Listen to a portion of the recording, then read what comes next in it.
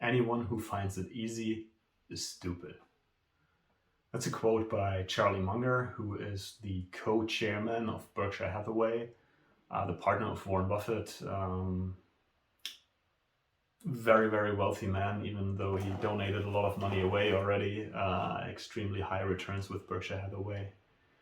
And it, in this quote, refers to investing or making outsized returns in the market. And yeah, this video for me is the most important in the whole series, and I hope that you take something away from it. And what I want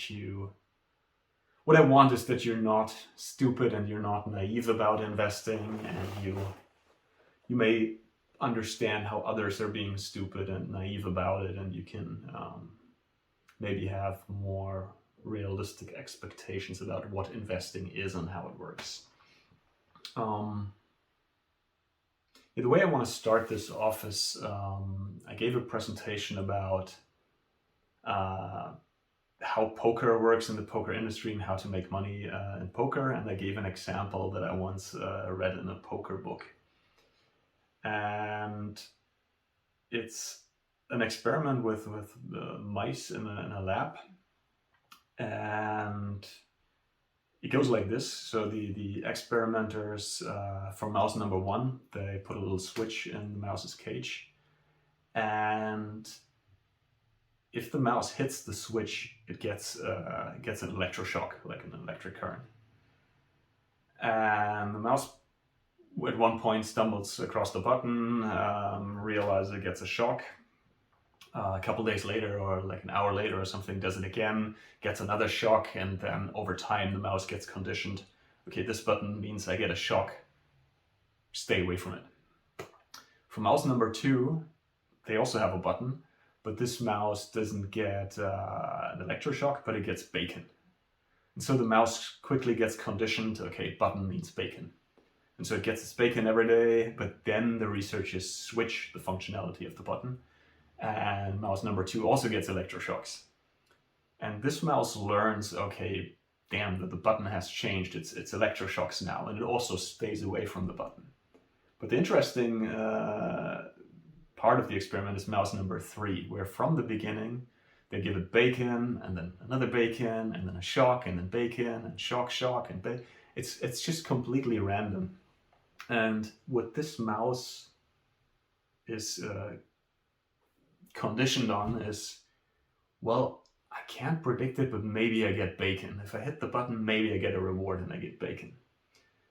And this mouse, even if the researchers change the functionality of the button and give it only electroshocks, it will keep pushing the button until it even dies. And just in the hope of a reward. And translating that to the poker industry, so bacon would be a winning day or a winning session, and a shock would be a losing session. And the reason people are able to make money playing poker is because bad players keep playing. And they keep playing because they hope for the bacon, they hope for a reward, they hope for a win. And the good thing about poker is there's this randomness of the cards and the decision making, etc., that there's enough randomness in there for the bad players to think they do something right if they get the reward. And if something bad happens, they usually think it's bad luck, and they can whatever play but differently, and next time they win again. And it's just the right amount of variance in there, of outcomes deviating from the expected value for bad players to keep playing. And if you think about a game like chess, for example, that's not the case. Like in chess, pretty much always the better player wins. And so there isn't really a scene for playing chess for money, because the bad players would simply stop because they can quickly see what their expected value is, that they're worse than the other player, and they stay away from it.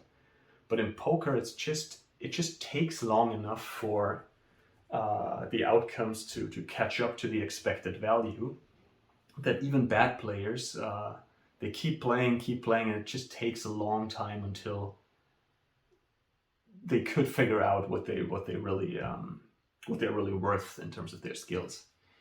And if you think about investing, it's even worse than poker. It takes even longer. It's not like a couple of months or a year for your outcomes to roughly match the expected value. But it can take years. It can even take decades. It can have a decade of good returns, but maybe you're taking a risk that you don't even see. Let's say you invest in companies with high leverage, and then at one point there's a financial crisis and all your companies go belly up or something like that. And so I want you to really understand this difference between expected value and outcomes, and it's not the same. And your expected value in the game of investing depends on the quality of your decision making. So if you make high quality, good decisions about stocks or how to allocate your money, the results will follow, but over a very long time.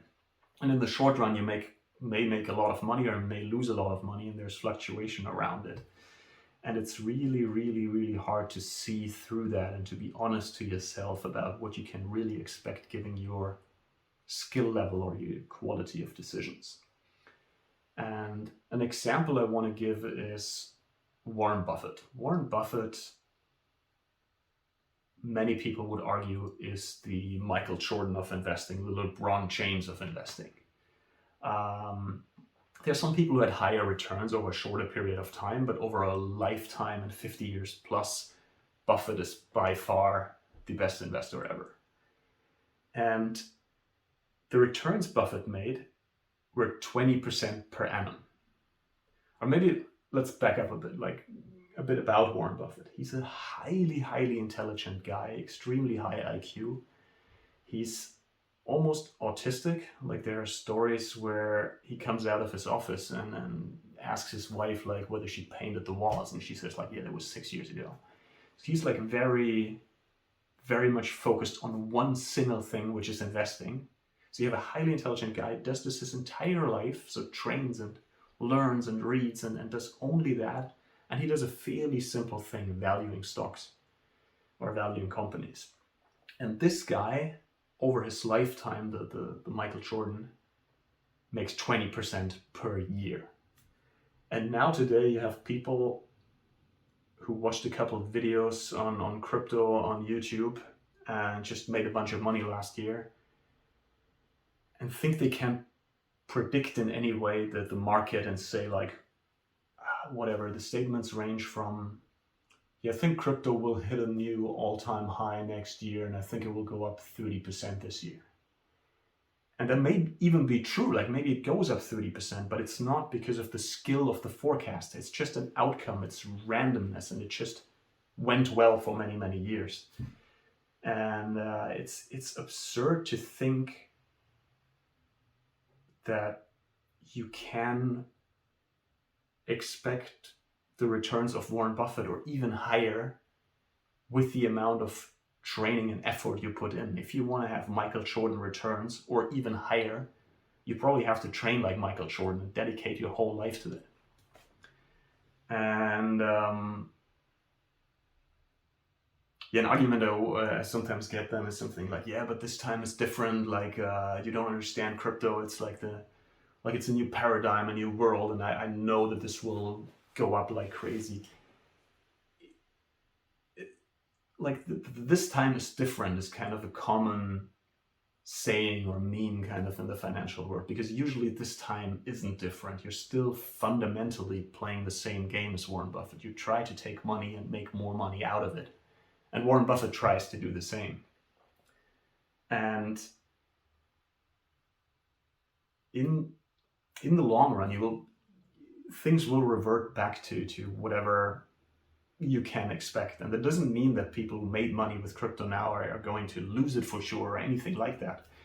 It just means that if you have a low quality of decision making because you haven't put that much time in, it's absurd and naive to expect these kinds of returns. And I think what I want is to make you a bit more aware of these statements and predictions and forecasts that imply anything absurd and super high returns. And I get it. Like, I also sometimes think it would be nice to turn back time and discover Bitcoin 10 years ago or something like that, or think like, oh, I also want that. Like, I want the easy money. I don't want to put in a lot of effort but make a ton of money.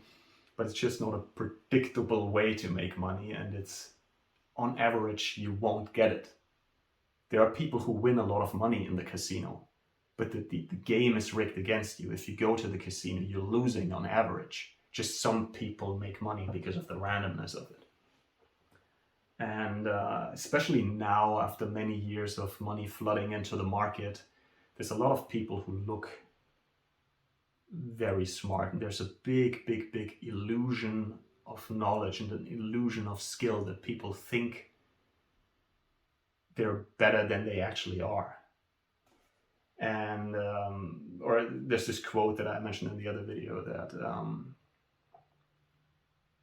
like when the high tide goes, when the low tide comes, you see who swims without who swam naked. And at the moment it's super high tide and everybody looks good, and everybody who invested in Tesla and crypto and this and that made a lot of money. And everybody thinks it's purely because of their skill. It's a fundamental bias that we have, that we think everything that happened, the outcomes that happened, were because of the quality of our decisions and because of our skill. And I recently read a book about decision making from Annie Duke. She's a poker player. And she says when we look back at decisions, especially looking back to the past, she has like a 2x2 matrix of like saying good decision, good outcome, bad outcome. And in hindsight, we usually think that a good outcome means we made a good decision and a bad outcome means we made a bad decision. So there are only 2 of the 4 fields that we think about when we think about the past. So something great happened, like we won the lottery. We say, oh, that was the best decision of my life to buy the lottery ticket. Well, no, it wasn't. It was a shit decision, like always, to buy a lottery ticket. You just happened to get the good outcome. And the same way, maybe you just had a divorce and think like this partner was the worst decision of your life. Well, maybe it wasn't. Maybe it was a good decision with what you knew at the time. You just got the bad outcome. And so you have to be aware that there are the 2 other fields as well, where you make a good decision, get bad outcomes, or like many people did, in my opinion, in investing over the last years, made a bad decision but actually got a good outcome. And there's also this story that I really like from Warren Buffett. It's a bit of different context, but the story still applies. It's where all of America, every American gets $1. And then they find another person, flip a coin, heads or tails, and the winner gets the money of the other guy. So on day 2, half the country lost their money, but half the country has $2, and they flip against each other for $2. So on day 3, in the morning, basically before they flip, a quarter of the country already has $4. The rest doesn't have money.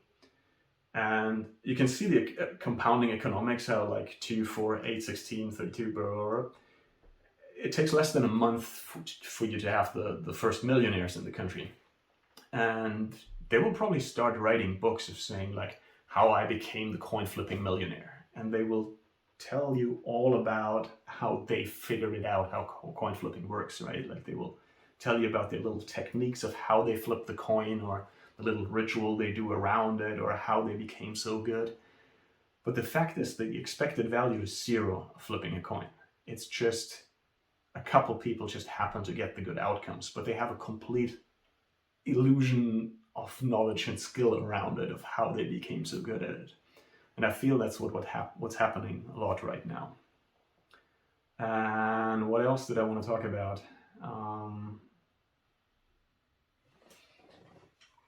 Let me see.